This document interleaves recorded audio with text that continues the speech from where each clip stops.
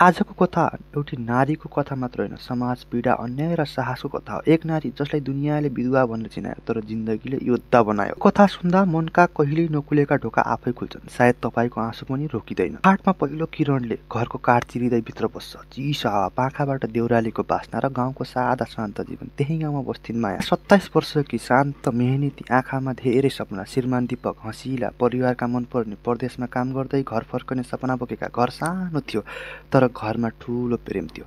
माया बिहानै उठेर दीपकका कपडाहरू काँधमा हल्लाइदिने गर्थिन्। उनले भन्थिन्, जब दीपक फर्किन्छन् सबै नयाँ बनाइदिनुपर्छ। तर उनी थाहै नपाएर जीवनले केही भयावयोजना बनाइरहेको थियो। एक दिन बिहान फोन बज्यो। मायाले सोचे, दीपक होला, आज मनै रमायो। तर आएको आवाज कहिल्यै नबिर्सने र कहिल्यै नमेटिन सक्ने थियो। दीपक दुर्घटनामा बिते। माया हातबाट पानी खसाल्छिन्। कहिस बुढिन छाड्छ। अर्को आवाज सुनिन।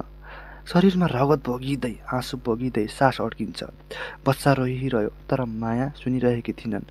ऐनाको अगाडि आफू चलिरहेकी छ कि छैन त्यो पनि थाहा नथियो।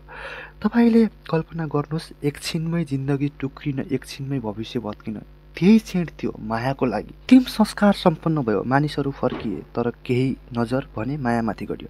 कसैले भने अब यो रातो लुगा लगाउन मिल्दैन। कसैले भने कसैको घरमा धेरै बोल्न जानु हुँदैन।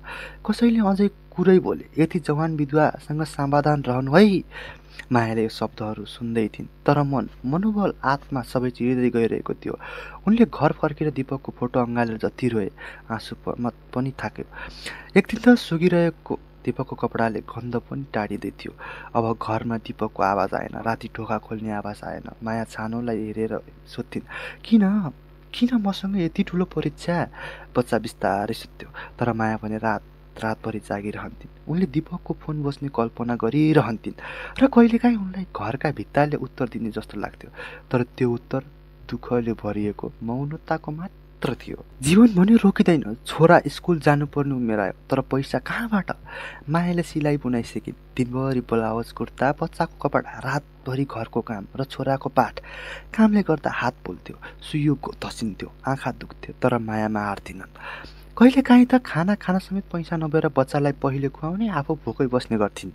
तर यो कुरा मायाले कसैलाई थाहा दिनन् किनकि उनी भन्थिन्, पीडा सुनाउन कमजोरी होइन तर यो संसारले बुझ्दैन। एक दिन दुई महिलाले हँसी ठट्टामा भने, यो विधवा त धन्न राम्रो लुगा लगाउँछ, हेर्दै बस्न मिल्दैन। अर्कोले थप्यो, जवान छे, कसैलाई लोप्याइदिएली। मायाको कानमा थुरुथुरु बज्यो। हिँड्दा हिँड्दै रोइन्। घर पुगेर ढोकामा झरेर धेरै रोइन्।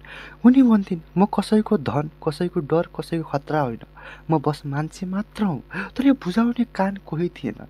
एक दिन छोराले आमाको आँखामा आँसु देख्यो। उमेर मात्र 8 वर्ष तर आँखामा हजारौं प्रश्न। छोराले आमाको हात समायो। आमा, तिमी रोएको मलाई मन पर्दैन। म ठुला हुँदा तपाईँलाई धेरै खुसी दिन्छु।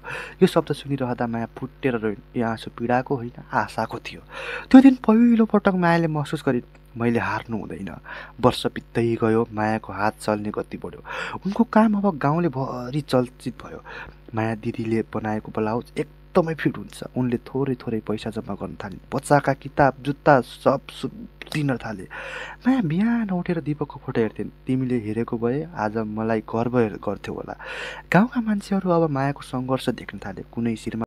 यसको पार्ट 2 पनि आउनेछ। हामीलाई सब्स्क्राइब गर्नुहोस् ताकि यस्तै भिडियो हेर्नलाई।